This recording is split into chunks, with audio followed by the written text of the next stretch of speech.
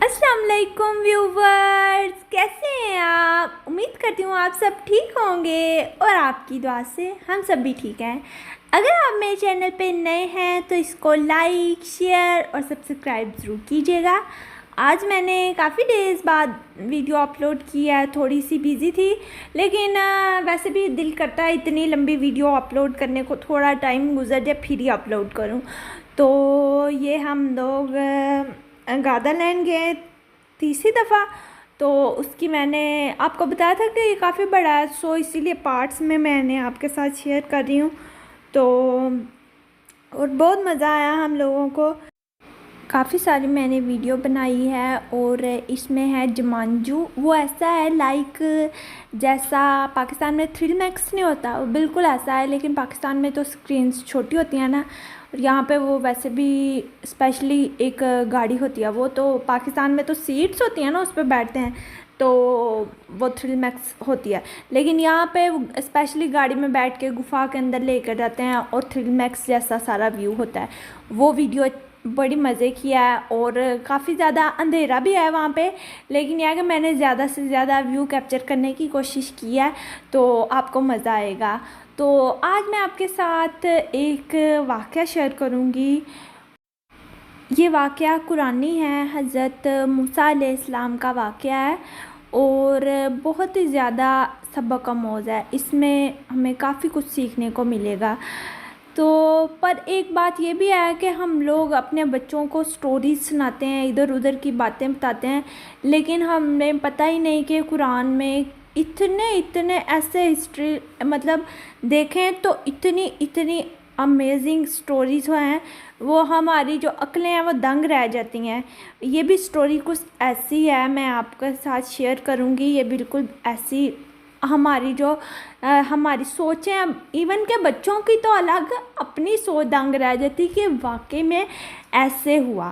तो चलें ठीक है, मैं स्टार्ट करती हूँ। तो जो फ़िरौन था उसके चचा हज़रत जज़ईल, शायद हम लोगों में से कई होंगे जो इनको नहीं जानते होंगे, इवन कि उनका नाम भी नहीं सुना होगा। ये हज़रत मूसा अलैहिस्सलाम पर ईमान लेकर आए थे। ये फ़िरऔन के चाचा ज़ाद थे, भाई थे, और ये हज़रत मूसा अलैहिस्सलाम पर इस्लाम लेकर आए थे। तो हज़रत मूसा अलैहिस्सलाम को फ़िरऔन ने बहुत दफ़ा कत्ल करने की साजिश की। जो फ़िरौन था ना उस टाइम का बादशाह था, तो जो फ़िरौन था उससे ये बात छुपाई हुई थी उनके चचाज़ाद भाई ने कि वो हज़रत मूसा अलैहिस्सलाम पर ईमान ले आए हैं। फ़िरौन था ना, वो अपने वज़ीरों को बुला के कहता है कि जो हज़रत मूसा अलैहिस्सलाम है वो दिन ब दिन तबलीग कर रहे हैं, ईमान लोगों में फैल रहा है, इस्लाम की दावत दे रहे हैं, इस्लाम फैल रहा है, तो उन्हें कैसे रोका जाए। तो उन्होंने जब फ़िरौन ने सबसे पहले जब वज़ीरों को इकट्ठा किया तो उन्होंने यही कहा कि इन्हें बस मार दिया जाए, मुझे ऐसा टाइम मिले, कुछ ऐसा हो कि मैं इसकी जान ले लूँ। अब जो है हज़रत मूसा अलैहिस्सलाम से जो फ़िरौन है वो मुकाबला तो नहीं कर पाता था, हमेशा हार जाता था। तो उसने सोचा चलें ऐसा करते हैं, वो उनको हज़रत मूसा अलैहिस्सलाम को जादूगर समझते थे, और वो कहते चलो ऐसा करते हैं, हम ना मिस्र के जो बहुत ही कदीम कदीम जादूगर हैं ना उनको बुलाते हैं, वो उन सबको बुलाते हैं। तो ना सारे लोग ना वहाँ मिस्र के लोग जमा होते हैं। जादूगर क्या करते हैं, अपनी ना रस्सियाँ फेंकते हैं, तो वो रस्सियाँ ना सांप बन जाती हैं, और वहाँ पर लोग जमा होते हैं ना, और इतने सारे सांप होते हैं, वो लोगों की तरफ जाते हैं। और फिर ना हज़रत मूसा अलैहिस्सलाम ना अपना असा मुबारक ज़मीन पे रखते हैं, और वो बहुत बड़ा ना अजदहा बन गया और उसने सारे सांपों को निगल लिया। और जो जादूगर थे उन्होंने अपने सर जो हैं सजदे में रखे और उन्होंने इस्लाम कबूल कर लिया और ईमान की दौलत से माला माल हो गए। लेकिन जो फ़िरौन था और उसके साथी थे, उनके दिल पे ऐसी मोहर लगी हुई थी, वो उसको भी जादू समझ रहे थे। आखिरकार उन्होंने हज़रत मूसा अलैहिस्सलाम को शहीद करने का फ़ैसला कर लिया, जो फ़िरौन था। लेकिन फ़िरौन कभी जीत नहीं पाता था हज़रत मूसा अलैहिस्सलाम से, वो इतने दलाइल पेश करते थे हज़रत मूसा अलैहिस्सलाम, फ़िरौन की हर दफ़ा हार होती थी। اگر حضرت موسیٰ علیہ السلام کی ہسٹری چیک کریں تو بچپن میں ہی ان کے واقعات ایسے ہیں۔ فرعون نے خواب دیکھا تھا کہ بیت المقدس کی طرف سے ایک آگ آئے گی اور وہ قبطیوں کو ختم کر دے گی، اور وہ آگ قبطی یہ سارے فرعون تھے اور فرعون کے ساتھی تھے، اور جو بنی اسرائیل کے لوگ تھے انہیں کچھ نہیں ہوا۔ تو جو اس کے کاہن تھے نا فرعون کے، انہوں نے کہا کہ ہمارا علم یہ بتاتا ہے کہ جو بنی اسرائیل میں بچہ پیدا ہوگا ایک، وہ تمہاری حکومت کو زوال لے آئے گا اور تمہیں تباہ و برباد کر دے گا۔ تو وہ بادشاہ تھا، اس نے کہا حکم جاری کر دیا کہ بنی اسرائیل میں جو بھی لڑکا پیدا ہوگا نا اسے ختم کر دیں۔ تو فرعون نے ان کاہنوں کی بات سن کے استغفر اللہ کئی ہزاروں بچے تھے جن کو اس نے قتل کروایا۔ تو ایسے ہی نا اس بنی اسرائیل کے لوگوں میں نا وبا پھیل گئی کہ نا جو بزرگ تھے نا ادھر کے بزرگ وبا کی وجہ سے نا مری جا رہے تھے۔ تو اب وہ بچے، وہ جو اس کے وزیر تھے وہ کہتے اب جو نئے لڑکے پیدا ہو رہے ہیں آپ ان کو مروانے کے لیے کہہ رہے ہو، اور جو نئے بزرگ ہیں وہ ویسے ہی وبا کی وجہ سے مر رہے ہیں، تو اگر ایسے ہی چلتا رہا تو ہماری خدمتیں کون کرے گا، آگے ہمارے کام کون کرے گا۔ تو اب وہ کہتا ہے چلو ایسا کرو، 1 سال نہ قتل کیا کرنا، اگلے سال جو لڑکا پیدا ہو اس کا قتل کر دیا، یعنی 1 سال کا گیپ ڈال دیا۔ اس سال میں نا حضرت ہارون علیہ السلام پیدا ہوئے، اس سال میں بچوں کو قتل نہیں کرنا تھا۔ اگلے سال میں حضرت موسیٰ علیہ السلام پیدا ہوئے، اس سال میں بچوں کو قتل کرنا تھا۔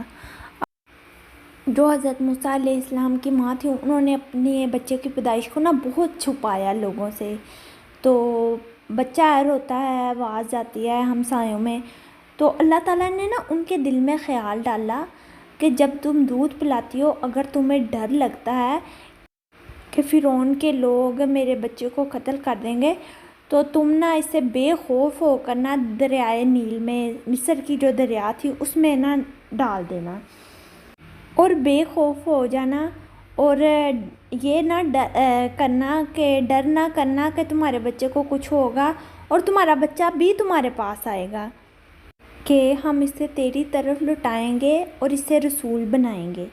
اچھا، یہ پوری بات قرآن پاک میں اللہ تعالیٰ نے بتائی، اور یہ جو حضرت موسیٰ علیہ السلام ہے ان کی والدہ کا نام تھا یوحنس، تو ان کو کہا کہ تم ڈر نہ کرنا، بے خوف ہو کے دریا میں ڈال دینا، اور فرعون بھی کچھ نہیں کہے گا اور تمہارے بچے کو بھی کچھ نہیں ہوگا، اور یہ واپس بھی تمہارے پاس آئے گا اور اللہ تعالیٰ اس کو رسول بنائیں گے۔ سبحان اللہ۔ ان کی والدہ نے کیا کیا، ایک صندوق لیا، نیچے روئی بچھائی، چھوٹا سا بچہ حضرت موسیٰ علیہ السلام ان کو نا صندوق میں ڈالا اور صندوق کو بند کر دیا لاک کر کے، ایون کہ وہ جو ہوتے ہیں روگن اس کے ساتھ نا بند کر دیا، لاک کو بھی اچھی طرح بند کر کے اس کو نا دریائے نیل میں نا پھینک دیا صندوق کو، اور اپنی بہن کو کہا دیکھو تم نا صندوق کے ساتھ ساتھ جاؤ، یہ صندوق جاتا کہاں ہے۔ تو اللہ تعالیٰ کا کرنا دیکھیں، وہ سمندر سے گر کے نا صندوق ایک سمندر سے گر کے ایک نہر میں چلے جاتا ہے، اور وہ نہر جو ہوتی ہے نا وہ حضرت جو نہر ہوتی ہے وہ فرعون کے محل کے پاس سے گزرتی ہوتی ہے وہ نہر، تو وہ جو ان کی بہن ہوتی ہے وہ ان کو بتاتی ہے کہ وہ اس بڑی نہر میں گرا صندوق، اور وہ نہر تو حضرت فرعون کے گھر کے پاس سے گزرتی ہے، اور اتفاق کے ساتھ نا فرعون اور اس کی بیوی آسیہ وہ نا نہر کے کنارے بیٹھے ہوتے ہیں، تو وہ دیکھتے ہیں یہ صندوق آ رہا ہے، تو وہ فرعون نا اپنے جو ہیں وزیر ان کو بلاتا ہے، آدمیوں کو بلاتا ہے، تو وہ کہتا ہے کہ نا یہ صندوق نکالو۔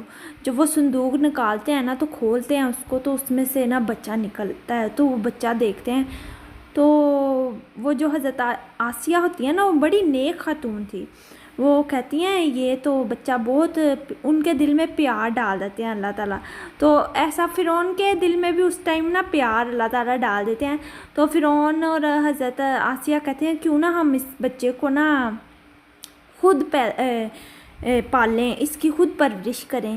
تو وہ حضرت جو فرعون ہوتا ہے نا، وہ کہتا ہے کہیں یہ وہی بچہ نہ ہو جو مجھے برباد کرنے کے لیے پیدا ہوا ہے، کہیں یہ وہ نہ ہو۔ تو حضرت آسیہ جو کہتی ہیں، وہ کہتی ہیں کیا پتہ یہ کہیں اور سے آیا ہو، کہ اس شہر کا ہی نہ ہو، اور ویسے بھی نا یہ سال سے بڑا لگتا ہے۔ اور حضرت موسیٰ علیہ السلام تھے ماشاءاللہ، وہ اپنی عمر سے نا زیادہ بڑے لگتے تھے۔ تو اس طرح نا وہ کہتے ہیں چلو ٹھیک ہے، ہم اس کو خود پالیں گے۔ وہ نا ان حضرت موسیٰ علیہ السلام کو رکھ لیتے ہیں۔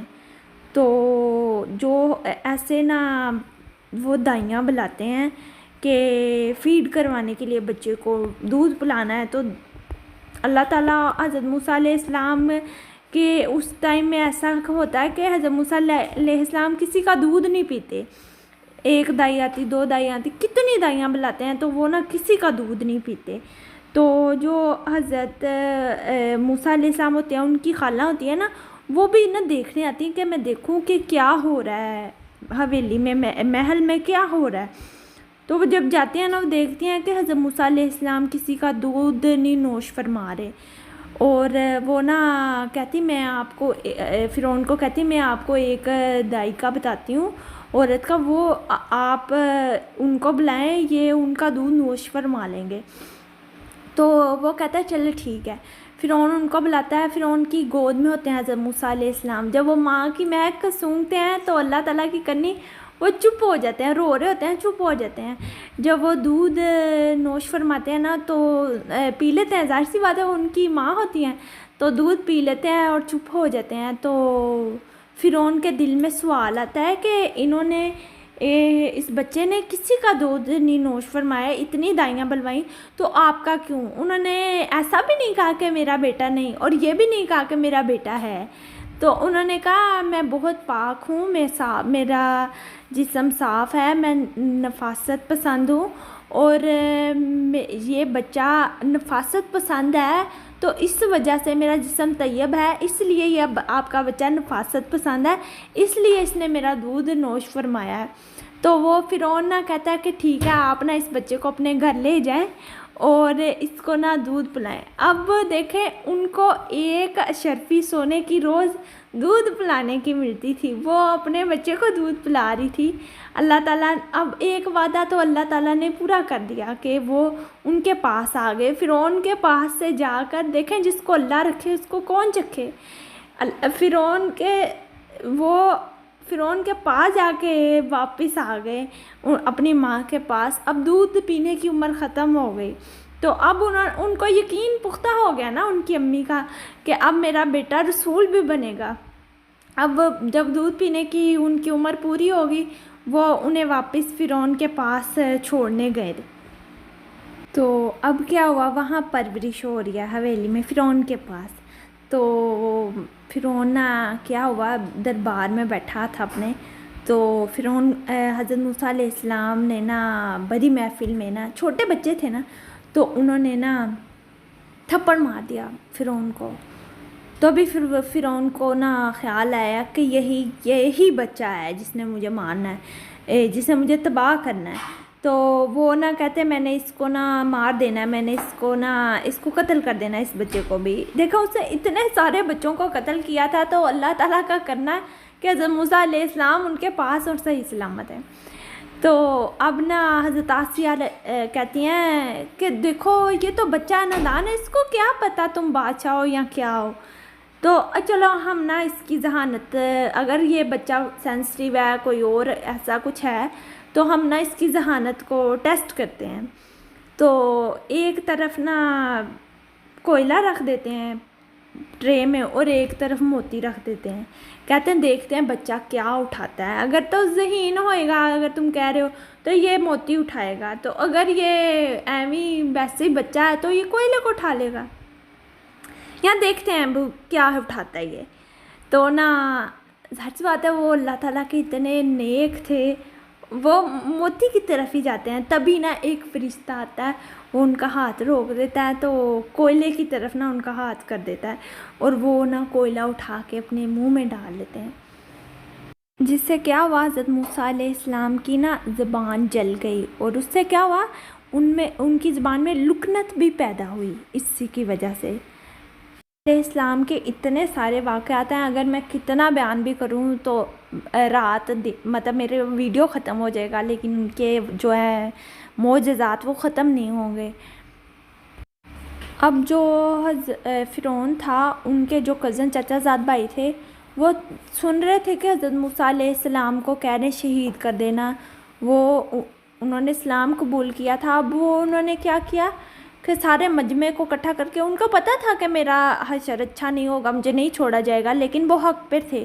انہوں نے کہا کہ اسلام قبول کر لو، فرعون کے ساتھیوں کو کہا کہ اسلام قبول کر لو، یہ جو راہ پہ جا رہے ہو آپ وہ غلط ہے، آپ نیکی کی راہ اختیار کر لو۔ لیکن ظاہر سی بات ہے وہ فرعون کے ساتھی تھے، وہ نہیں مانے۔ جو فرعون کے ساتھی تھے نا، انہوں نے کہا کہ اب جو زلزیل تھا فرعون کا چچا زاد بھائی، انہیں کہا کہ اب ہم تمہیں چھوڑیں گے نہیں۔ تو دیکھیں انہوں نے کیا کہا آگے، یہ اللہ تعالیٰ پر توکل کی بات ہے۔ میرے ٹاپک کا یہ مین پوائنٹ یہی ہے کہ انہوں نے اس ٹائم میں کیا کہا۔ یہ ایک وظیفہ ہے ہم سب کے لیے جو پریشان ہیں، جن کی دعا قبول نہیں ہوتی، جن کو یہ ہے کہ اللہ تعالیٰ ہماری سنتا نہیں ہے، وہ اس ٹائم میں انہوں نے کیا الفاظ کہے۔ انہوں نے کہا کہ میں اپنے سارے معاملات اللہ تعالیٰ کے سپرد کرتا ہوں۔ تو دیکھیں اللہ تعالیٰ نے ان کی زبان سے یہ الفاظ نکل آئے۔